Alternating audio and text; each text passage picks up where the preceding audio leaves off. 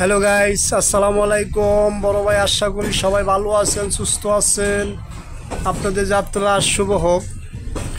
শুরুতে একটা কথা বলে রাখতেছি, আপনাদের মানিব্যাগ মোবাইলটা সর্বক্ষণ হাতে নিয়ে উঠবেন নামবেন, কারণ আজকে কমলাপুরে একটা ঘটনা হয়েছে। কেমন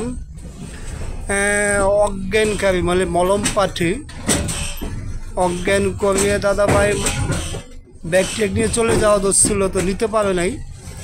Bangladesh police, Kamalapur railway police তারা আটক করছে, থানায় আছে। যাই হোক, হ্যালো গাইস, তো একটা যে কথাটা বলতেছিলাম, ঢাকা কমলাপুর স্টেশন থেকে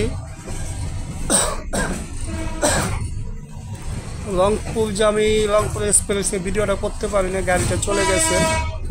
7 নম্বরে কথা ঢুকছে, তো তাই যাইতে পারি নাই।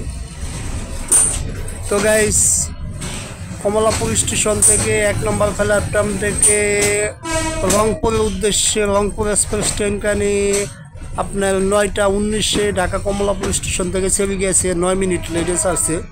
তো দাদা ভাই, এরকম যদি আপনার খবরগুলো জানতে চান, দয়া করে চ্যানেলটা সাবস্ক্রাইব করে রাখবেন, লাইক শেয়ার করে দেবেন।